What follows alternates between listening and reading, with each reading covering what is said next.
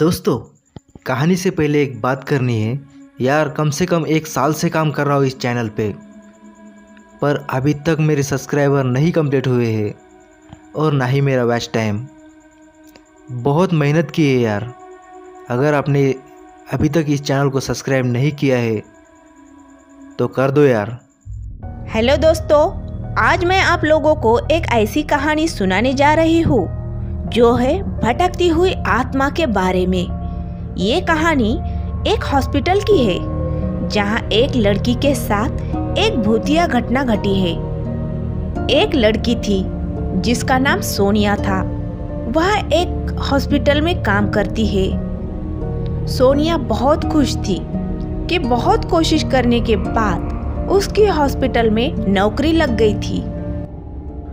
उसे लग रहा था कि वो हॉस्पिटल में बच्चों के साथ समय बिताने वाली सहायक नर्स की पोस्ट पर है, लेकिन उसे इस बात का नहीं पता था कि उसे एक बहुत ही खतरनाक काम मिला था।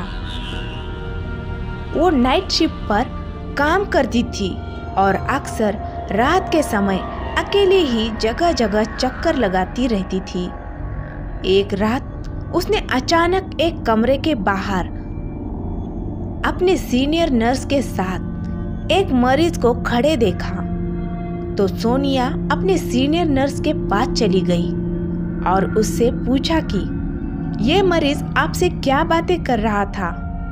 सीनियर नर्स ने सोनिया को बताया कि वो मरीज एक अजीब घटना के बारे में बता रहा था।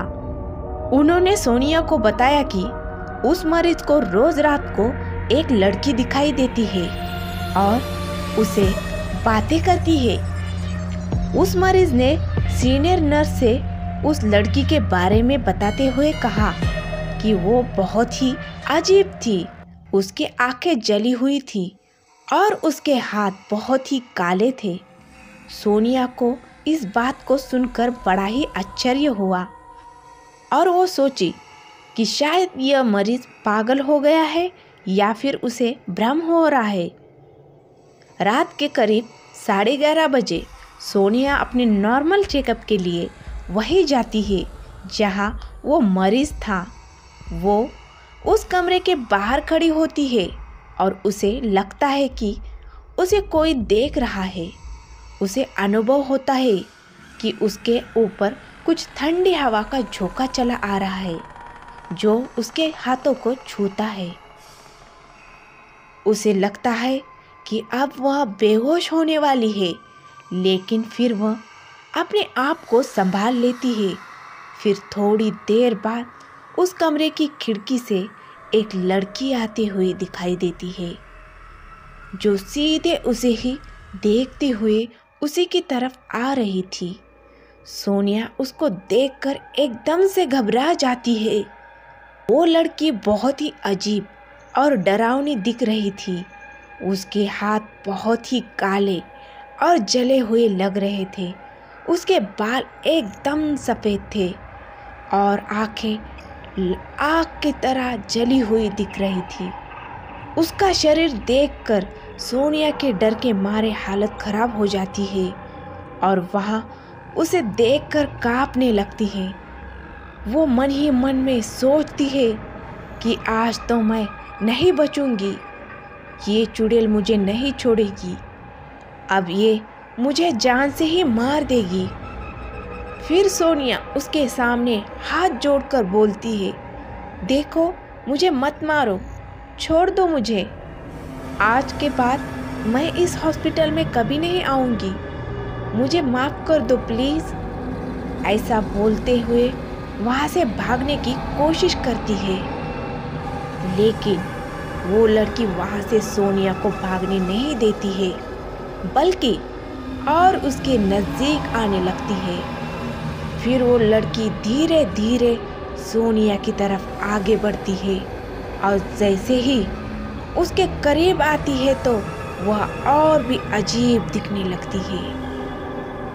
अब सोनिया के पास वहाँ से भागने का कोई उपाय नहीं सूझता है, इसलिए वो उस कमरे के एक कोने में चली जाती है और वहाँ अपनी आंखें बंद कर लेती है और वहीं खड़ी हो जाती है। फिर उस चुड़ैल ने सोनिया के नज़दीक आकर कहा, मुझे बचाओ। इतना बोलकर कमरे से बाहर चली जाती है। सोनिया अब थोड़ा शांत हो जाती है और सोचने लगती है कि इस लड़की ने ऐसा क्यों कहा, मुझे बचाओ।